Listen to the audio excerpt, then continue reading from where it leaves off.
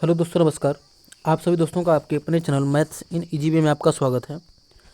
जैसा कि आपको पता है, इस चैनल पे आप लोगों के लिए इस समय आरआरबी ग्रुप डी को ध्यान में रखते हुए क्लास चलाई जा रही है और इसमें आज आपका सेट नंबर 5 है। और इसमें कल आपका दोस्तों 27/11/2025 का जो पेपर 2025 में हुआ है उसमें पार्ट 1 हुआ था। पार्ट 1 का मतलब क्या है? जैसे कि आपको पता है, टोटल 25 क्वेश्चन होते हैं जो आपके ग्रुप डी में आते हैं, जिसमें से 25 क्वेश्चन कराने का मतलब होता है दोस्तों वीडियो थोड़ा लंबी हो जाती है, तो इसलिए इसको मैंने 2 पार्ट में किया। तो कल कुछ क्वेश्चन हुए थे, आज कुछ क्वेश्चन होकर के आपके टोटल 25 क्वेश्चन कंप्लीट हो जाएंगे। तो अगर आप लोग चैनल पर नए हैं तो सब्सक्राइब कर लें, जिससे कि आपको आने वाली सारी वीडियो इसी प्रकार से मिलती रहे। और इसमें आज आपका सेट नंबर 5 है और इसी प्रकार से वीडियो आपकी लगातार चलती भी रहेगी और लगभग कोशिश किया जाएगा 30 सेट में आपके वो सारे क्वेश्चन मैं करा दूँ जो आपके एग्जाम पॉइंट ऑफ व्यू से मोस्ट इंपॉर्टेंट है। तो चलिए हम देखते हैं हमारे यहाँ पे पहला क्वेश्चन क्या है। इसमें यहाँ कह रहा है, दो पाइप ए और बी एक टंकी को क्रमशः 18 घंटे और 24 घंटे में भर सकते हैं। यदि दोनों पाइपों को एक साथ खोल दिया जाए तो कितने समय घंटों में बाद पाइप ए को बंद कर देना चाहिए ताकि टंकी 16 घंटे में भर जाए। अब समझिए ध्यान से, मतलब कि ए और बी, मतलब ए 18 घंटे में और बी 24 घंटे में, ये क्या कर सकते हैं, भर सकते हैं। तो इसकी अगर हम क्षमता निकालें टंकी की, तो 18-24 का आप लासा करेंगे तो 6 तरीके 18, 6 यहाँ मिल गया, जिससे कट रहा है 6 तरीक 18, 6 चौक 24, ये हो गया 6 तरीक 18 चौके 72, मतलब टोटल इसकी जो क्षमता है 72 है। कितने हैं, 72 है। अब अगर ए की क्षमता निकालें और बी की क्षमता निकालें, तो इससे अगर हम 18 से इसको भाग करेंगे, 18 चौके 72, तो ए की क्षमता 4 है और 24 यहाँ 72, 3 है, मतलब बी की क्षमता 3 है। कितनी है, 3 है। अब समझिए ध्यान से, अब यहाँ कह रहा है ए को बंद करने की बात कर रहा है, जबकि बी टोटल 16 घंटे चलेगा। बी कितना चलेगा, 16 घंटे। तो अगर हम बी की टोटल क्षमता बी कितना भर पाएगा इसको अगर निकालें हम, तो 16 3 48, मतलब कि 48 लीटर ये भर देगा। कितना, 48 लीटर ये भर देगा। ठीक है, 48 पार्ट ए, मतलब कि टोटल 72 में से 48 ये भर देगा। बच कितना रहा है, 72 से 48 जब हम माइनस करेंगे, 72 से 48 जब माइनस करेंगे तो कितना आ जाएगा, 12 से 8 गया 4 और 6 से 4 गया तो 24 आ गया। अब 24 किसको भरना है, 24 भरना है ए को। ए का, ए की क्षमता कितनी है, 4 है, तो 4 से इसको भाग कर देंगे, 4 छंगे 24, मतलब कि 6 घंटे में ए जो है अपना काम कर देगा। कहने का मतलब जब चलना स्टार्ट होगा उसके 6 घंटे बाद ए को हम बंद कर सकते हैं, क्योंकि बी 16 घंटे तक काम करेगा। ठीक है, इसी के साथ हम आगे चलते हैं। अगला क्वेश्चन क्या है इसको देखते हैं। इसमें यहाँ कह रहा है, यहाँ पर इसमें कह रहा है कि एक खिलौना है जो कि एक अर्धगोले पर अध्यारोपित शंकु के आकार का है और दोनों की त्रिज्या 7 सेंटीमीटर है। यदि शंकुआकार भाग का आयतन अर्धगोले के भाग के आयतन के बराबर है तो खिलौने की संपूर्ण ऊंचाई यहाँ पे कितनी, हमें ये बताना है। अब समझिएगा, पहले मैं आपको इसको समझा देता हूँ, पहले फिगर बनाता हूँ इसका। जैसे अर्धगोला हमारा क्या होता है, ये हमारा है अर्धगोला। ठीक है, ये अर्धगोला है। अब इसी पे एक शंकु बना हुआ है, शंकु का मतलब इसका आकार ये है। ठीक है, शंकु बना है। अब इसमें क्या है कि इसमें ये जो त्रिज्या है हमारी और ये इसकी ऊंचाई है। ठीक है, अब ये कह रहा है कि ये ऊंचाई, मतलब ये तो मान ऊंचाई हो गई हमारी, और त्रिज्या इसकी यहाँ से, एक मिनट इसको हम कलर चेंज करते हैं, यहाँ से यहाँ तक इसकी हमारी त्रिज्या, इसको हमें दिया हुआ 7, कितना दिया, 7 दिया है। अब यहाँ पे कह रहा है कि जो अर्धगोले का जो आयतन है वो शंकु के आयतन के बराबर है। तो अर्ध शंकु का आयतन हमारा क्या होता है, फार्मूला हम लगा लेते हैं, 1/3 पाई आर स्क्वायर एच, ये हमारा होता है इसका आयतन का फार्मूला। और अर्धगोले का आयतन का फार्मूला होता है 2/3 पाई आर क्यूब। ये फार्मूला आपको याद रखना बहुत ज़रूरी है, क्योंकि अगर आपके 3D वाले, यानी कि 3D वाले क्वेश्चन अगर आपको लगाने हैं तो आपको फार्मूला याद होना बहुत ज़रूरी है। अब समझिए ध्यान से, यहाँ पे मैंने दोनों आर को सेम क्यों लिखा, क्योंकि आप देख सकते हैं यही त्रिज्या हमारी इस शंकु की भी है और यही त्रिज्या हमारी इस अर्धगोले की भी है, इसलिए हमने इसके आधार को, ये 7 है हमारी त्रिज्या, इसलिए हमने इसको आर को आर ही दोनों में रखा। अब आर की घात 2 से आर की घात 3 2 कटेगी तो यहाँ एक आर बचेगा, और पाई से पाई कट जाएगा, 3 से 3 कट जाएगा, तो यहाँ पे हमारे पास इस साइड में क्या बचा, केवल एच बचा। क्या बचा, एच। अब यहाँ पे क्या बचा, 2 बचा और गुणे में एक आर बचा। क्या बचा, एक आर बचा। अब इसके बाद क्या करेंगे, तो एच बराबर हमारा हो जाएगा यहाँ पे 2 गुणे आर, हमारे पास कितना है, 7 है, ये 7 दूनी हो गया 14। क्या हो गया, 14। अब देखिए समझिए ध्यान से, ऊंचाई हमारी केवल 14 आई है, ये हमारी आई है 14, यहाँ से यहाँ तक, यहाँ से यहाँ तक आई है 14। हमसे पूछा क्या है, हमसे पूछा है यहाँ पे खिलौने की संपूर्ण ऊंचाई। संपूर्ण ऊंचाई का मतलब क्या है, अब समझिएगा ध्यान से, ये इतनी ऊंचाई, मतलब गोला हमारा यहाँ तक है, तो यहाँ से यहाँ तक हमें अभी और इसकी दूरी चाहिए। तो यहाँ से यहाँ तक दूरी जो होगी, ये जो होती त्रिज्या यही इतना ए भी बनाती है, ठीक है। तो अगर ये 7 है तो ये भी हमारा कितना हो जाएगा, 7 हो जाएगा। मतलब इस 14 में, इस 14 में हमें 7 और जोड़ना है। तो इस 14 में 7 जोड़ेंगे तो हमारा हो जाएगा 21। तो खिलौने की टोटल जो ऊंचाई होगी वो कितना हो जाएगी, 21 सेंटीमीटर। कितना हो जाएगी, 21 सेंटीमीटर। तो अगर वीडियो आपको अच्छी लगे तो लाइक ज़रूर कीजिएगा, जिससे कि आने वाली सारी वीडियो आपको मिलती रहे और हमें भी थोड़ा सा मोटिवेशन मिलता रहेगा। तो चलिए हम इसको करते हैं। इसमें क्या बोला हुआ है इसको देखते हैं। यहाँ कह रहा है कि एक बैग में 1 रुपये और 2 रुपये के सिक्के हैं। सिक्कों की कुल संख्या 10 है और उनका कुल मूल्य 16 है। तो 2 रुपये के सिक्कों और 1 रुपये के सिक्कों की संख्या में कितने का अंतर, हमें ये बताना है। अब सिंपली हम यहाँ पे लिखते हैं, जैसे कि 1 लिख लिए, 2 लिख लिए, मतलब 1 रुपये के सिक्के x और 2 रुपये के सिक्के को हमने y माना, ठीक है। अब कह रहा है सिक्कों की कुल संख्या 10 है, तो मतलब 1 को x माना है, 2 को y माना, तो दोनों को अगर संख्या इनकी जोड़ते हैं 10 आता है। कितना आएगा, 10 आएगा। अब इनका मूल्य, मूल्य का मतलब है जितने टोटल रुपए हैं, तो 1 को x से गुणा कर देंगे, x आ जाएगा, और 2 को y से कर देंगे तो यहाँ पे 2y आ जाएगा, और बराबर इसका मूल्य कितना कह रहा है, 16 है। कितना है, 16 है। अब हमसे कह रहा है कि दोनों के सिक्कों में अंतर कितने का, मतलब कि दोनों कितना कम ज़्यादा है। तो यहाँ पे देखिए, अगर हम इसको इससे माइनस कर दें तो इसकी कंडीशन क्या होगी, एक्स एक्स कैंसिल हो जाएगा और 2y से y माइनस होकर के y आ जाएगा, और 16 से 10 माइनस करेंगे तो 6 आ जाएगा। मतलब कि y की वैल्यू हमारे पास यहाँ पे कितना आ गई, 6 आ गई। अब अगर y की 6 आ गई तो यहाँ 6 रखोगे तो इधर जाके माइनस करेगा तो x की वैल्यू कितना आ गई, 4 आ गई। अब यहाँ पे आप देख सकते हैं दोनों के बीच में कितने का अंतर है, 2 का है। कितने का, 2 का। तो यहाँ से हमारा इसका जो आंसर होगा 2, इसका बिल्कुल राइट आंसर यहाँ से हो जाएगा। इसी के साथ हम आगे चलते हैं। अगला क्वेश्चन क्या है, इसको देखते हैं। इसमें यहाँ कह रहा है एक वॉशिंग मशीन की कीमत एक टीवी की कीमत से 10% कम है। यदि वॉशिंग मशीन की कीमत 65% बढ़ जाती है और टीवी की कीमत 34% कम हो जाती है, तो 5 वॉशिंग मशीन और 3 टीवी की कीमत में कितने प्रतिशत का परिवर्तन हुआ है। तो चलिए इसको हम निकालते हैं। यहाँ पे सिंपली हम इसको लिखेंगे, क्या समझिएगा ध्यान से। यहाँ पे हम लिख लेते हैं WM यानी कि वॉशिंग मशीन, और शॉर्ट में लिख लेते हैं टीवी, ठीक है, ये हो गया। अब इसके बाद इसमें कंपेयर यानी कि तुलना किससे किया हुआ है, वॉशिंग मशीन की कीमत टीवी की कीमत से 10% कम है, तो पहले टीवी की बात किया हुआ। तो टीवी को हम मान लो यहाँ पे 100 मान लेते हैं। तो अगर वॉशिंग मशीन की कीमत इससे 10% कम है तो 100 का 10% कम यानी कि 90 हो जाएगा। ये 90 हो गया, ठीक है। अब आगे चलते हैं। आगे इसमें क्या बोला इसको देखते हैं। अब इसमें कह रहा है कि टीवी की कीमत, देखिए यहाँ पे, यदि वॉशिंग मशीन की कीमत को 65% बढ़ाया जाता है, मतलब कि वॉशिंग मशीन की कीमत को अगर 65% बढ़ाया जाता है, तो 90 पे अगर 65 बढ़ाएंगे तो ये हो जाएगा 165। कितना, 165% लेगा। कितना, 165%, ठीक है। इसको सॉल्व करते हैं। तो ये हो जाएगा 0 से 0 कैंसिल, 5 दूनी 10, 5 तीन 15, 5 तीन 15, ये बना लिया। अब इसको गुणा करेंगे तो 9 तरीके 27, 9 तरीक 27, और 9 तरीक 27 2 29, ये हो गया 297/2। इसको भाग करेंगे तो 2 1 के 2, 2 1 के 2, 2 चौके 8, 2 8 16, और 2 पंचे 10। मतलब कि कितना हो गया, 2 1 के 2, 2 चौके 8, 2 8 16, 2 पंचे 10। अब इसमें फिर क्या बोला है, और टीवी की कीमत पे 34% की कमी हो जाती है, और 100 का 34 अगर कम करेंगे, 34 6 40 60, यानी कि इसका आ जाएगा 66। कितना, 66 रुपये। मतलब ये 100 से बन गया 66। 100 से कितना बन गया, 66 बन गया। अब इसमें आगे क्या बोला है इसको देखते हैं। अब आगे बोला हुआ है कि 5 वॉशिंग मशीन और 3 टीवी। तो 5 वॉशिंग मशीन मतलब कि हम इसको 5 से गुणा कर देते हैं स्टार्टिंग का मूल्य निकालने के लिए, और इसको 3 से गुणा कर देते हैं। तो 9 5 45 से बना लेगा 450 वॉशिंग मशीन का, और प्लस टीवी का बना लेगा 100 300, यानी कि ये 300 बना लेगा। इसको जोड़ेंगे तो 4 3 7, यानी कि ये बना लेगा टोटल 750 रुपये। कितना, टोटल 750 रुपये ये बना लेगा, ठीक, की जो स्टार्टिंग कीमत थी। अब यही काम हमें नीचे भी करना है। अब वॉशिंग मशीन में यहाँ 5 से गुणा करेंगे, और यहाँ पे जो टीवी इसको हम 3 से गुणा करेंगे, जो जो नई वैल्यू आई है ये और ये, ठीक है। अब चलिए इसको गुणा करते हैं। तो 148 में 5 में 5 से गुणा करेंगे, 55 25 हो जाएगा, 55 25 हो गया, और 5 8 40 2 42 हो जाएगा, 42 5 चौक 20 4 24, और यहाँ पे 5 1 के 5 2 7, एक अंक बाद दशमलव, यहाँ पे दशमलव लग गया, मतलब कि 742.5, और प्लस में इसको गुणा करेंगे 3 छक्के 18, 3 छक्के 18, और 3 छक्के 18 को 19, ये हो गया 198। कितना हो गया, 198। अब इनको हम यहाँ पे जोड़ लेते हैं। इनको यहाँ पे जोड़ेंगे, एक मिनट दोस्तों, यहाँ पर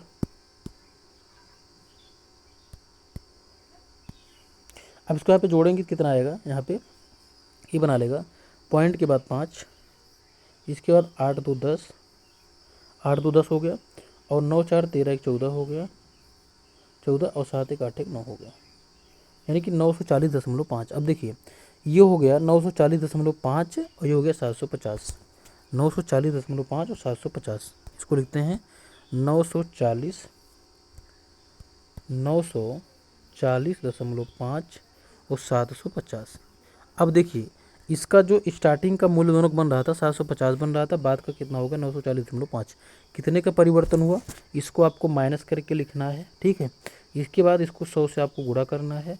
अब बताइए वृद्धि हुई कमी हुई, वृद्धि हुई क्योंकि 750 था और ये 940 हो गया, तो यहाँ पे वृद्धि हुई है, तो कमी का तो कोई मतलब बनता ही नहीं है, ठीक है।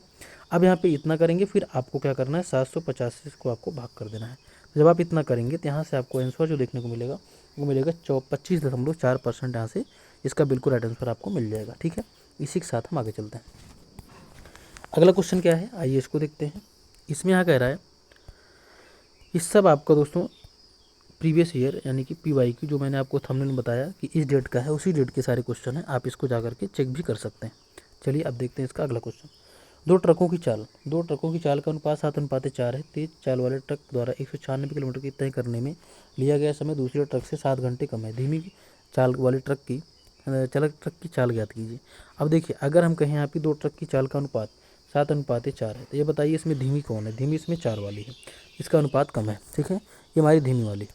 अब इसमें सिंपल सा करना क्या, समझिएगा ध्यान से, ये इतने ही जा भी रही हैं, धीमी भी इतनी चल रही, तेज वाली भी 196 ही चल रही, दोनों 196 चल रहे। हम एक फार्मूला पढ़ते हैं, speed is equal to distance upon time, चाल बराबर दूरी बटे समय, चाल बराबर दूरी बटे समय।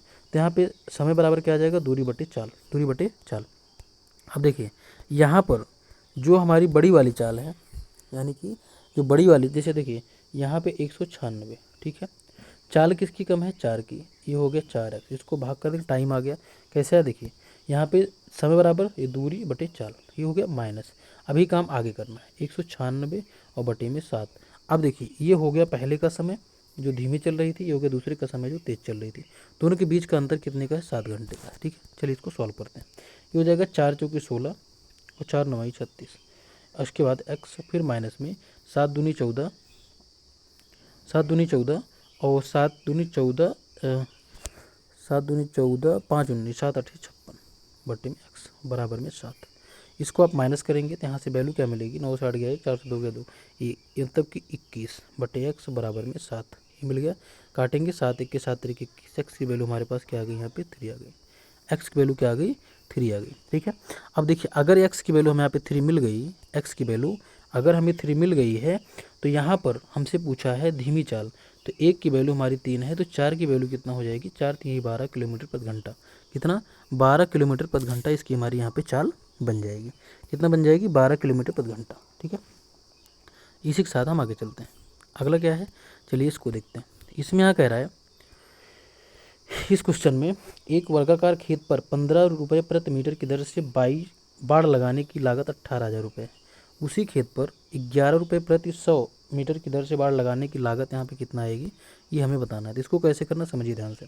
जैसे अगर ये 15 रुपये की दर से टोटल 18,000 रुपये इसकी लागत आई है, तो अगर इसको हम यहाँ पे 18,000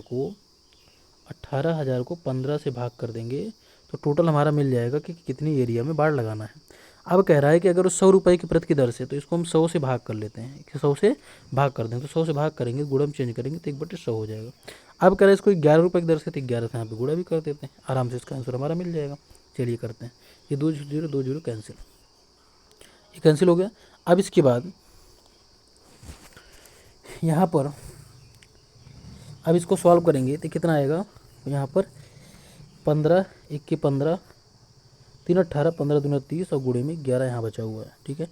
अब इसी को यहाँ पे हम कर देंगे गुणा, गुणा करेंगे कितना आएगा, 11 दूना 22, 11 की 11 2 13, 132 रुपये इसको लगेगा। जहाँ पे 18,000 लग रहा था वहाँ पे 132 रुपये यहाँ पे लगेगा, अगर 100 रुपये प्रति 11 रुपये की दर से लगेगा तो। इसी के साथ आगे चलते हैं। अगला क्वेश्चन क्या है, इसको देखते हैं।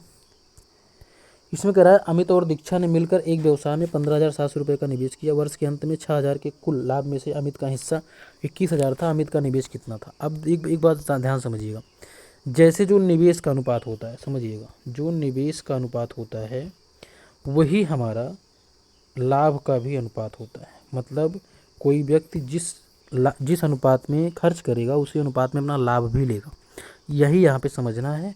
चलिए इसको हम समझाते हैं। जैसे मान लीजिए हमारा अमित और दीक्षा, तो अमित लिख लिया हमने और दीक्षा लिख लिया, ठीक, इस तरीके लिख लिया। अब अमित का हिस्सा कितना है, 2100 रुपये, कितना 2100 रुपये लाभ वाला है, ठीक है। अब टोटल लाभ 6000 का हो रहा है, तो दीक्षा का कितना हो जाएगा, 21 9 30 30 60, यानी कि 3900 का लाभ किसका हो जाएगा, दीक्षा का हो जाएगा, ठीक।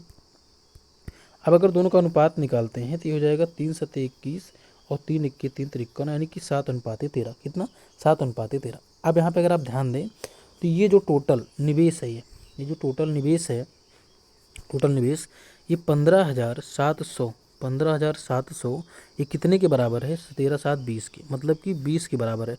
इसको 20 से भाग कर देंगे तो एक की वैल्यू हमें पता चल जाएगी। ये जीरो कैंसिल, ये हो जाएगा 2 7 14, 1 15, 2 8 16, 2 5 10, ये हो गया 1 यूनिट की वैल्यू।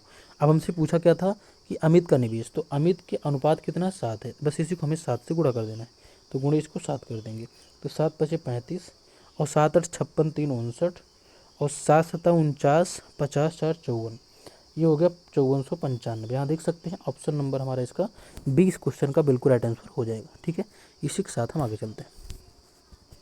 अगला क्या है, आइए इसको देखते हैं। इसमें यहाँ कह रहा है एक दुकानदार एक वस्तु का मूल्य 5670 रुपये अंकित करता है। यदि 28% छूट देने के बाद भी उसे क्रय मूल्य पर 26% का लाभ होता है तो क्रय मूल्य ज्ञात कीजिए। क्रय मूल्य हमें यहाँ पे बताना है। जैसे मान लीजिए 5670 रुपये अंकित करता है, ठीक है।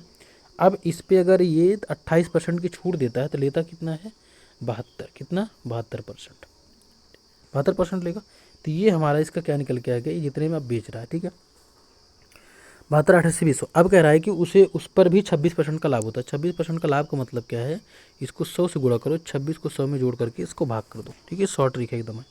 अब ये हमारा हो गया, यहाँ से हमें मिल जाएगा कि वो उसको क्रय मूल्य इसका हमारा यहाँ से निकल के आ जाएगा।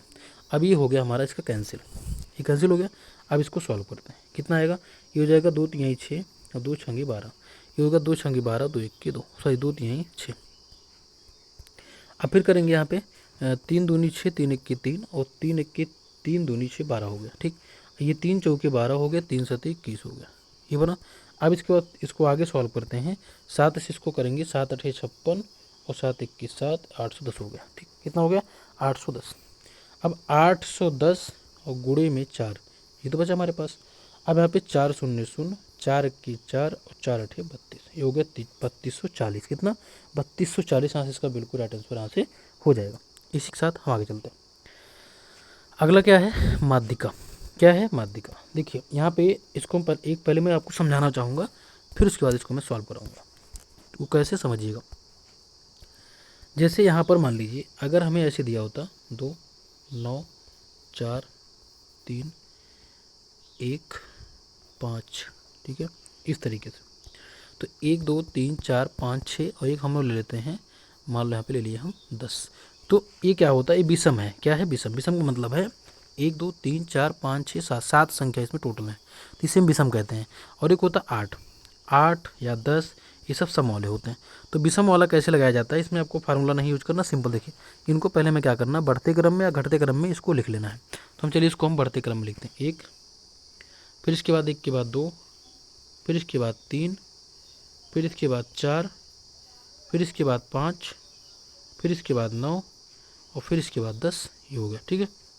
अब इसके बाद यहाँ पे कुछ नहीं करना है, 3 इधर छोड़िए 3 इधर छोड़िए, बीच वाला जो है हमारी इसकी माध्यिका है। लेकिन ये तो हमारा हो गया विषम का। सम वाले में कैसे करना है, चलिए सम वाला बताते हैं।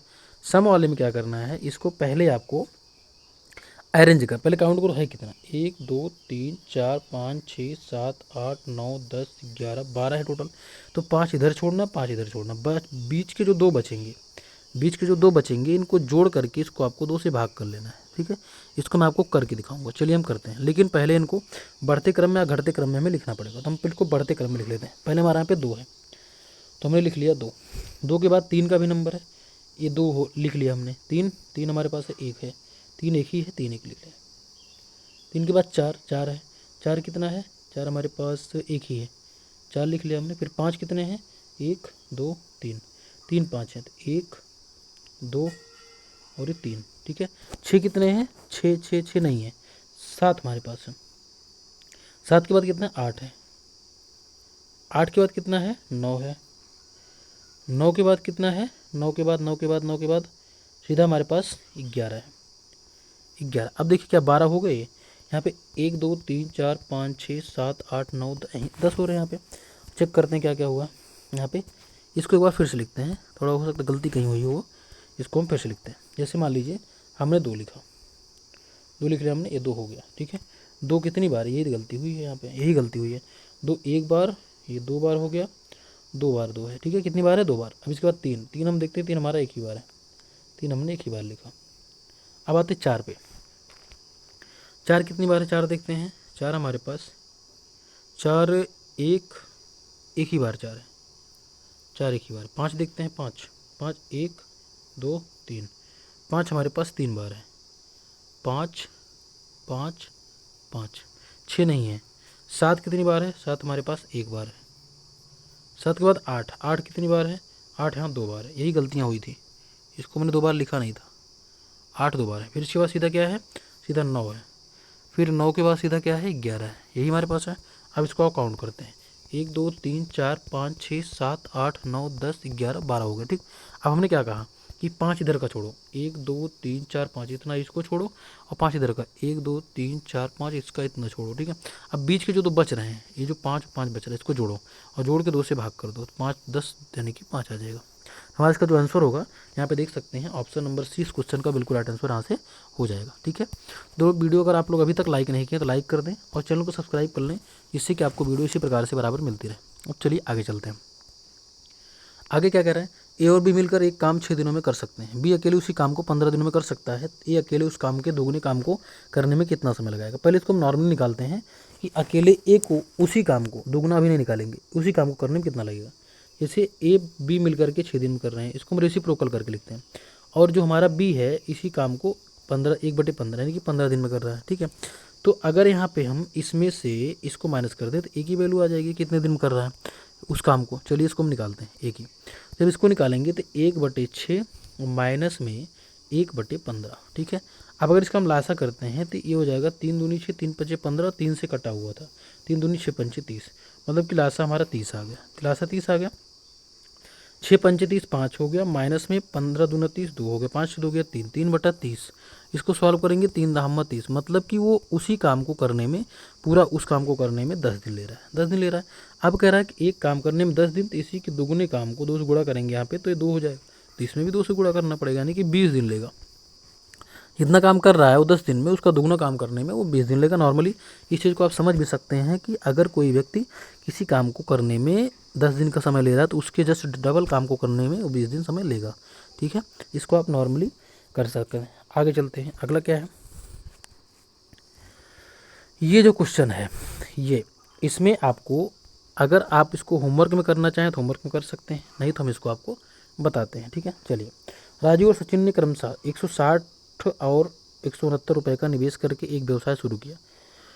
यदि उनके द्वारा अर्जित लाभ में राजीव का हिस्सा 720 है तो उनके द्वारा अर्जित कुल लाभ यहाँ पे कितना होगा, हमें ये बताना है। जैसे समझिए ध्यान से, जैसे इनका कुल जो एक्सपेंड है, कुल एक्सपेंड हमारा कितना होगा 169 और प्लस 1690, ये इनका टोटल स्पेंड है। ठीक है, अब इसको जोड़ते हैं यहाँ पे, तो ये हो जाएगा हमारा 9 9 हो गया, ये 9 6 15 हो गया, 1 मिनट, ये 9 हो गया, 9 6 15 हो गया, और 6 1 7 1 8 हो गया, और यहाँ पे ये 1859, यही तो होगा, यही तो होगा। यहाँ पे अगर जोड़ेंगे इसको हम तो ये 9 और ये 9 6 15, 9 6 15 और यहाँ पे 6 1 7 1 8 1 1859। ठीक है, ये हो जाएगा।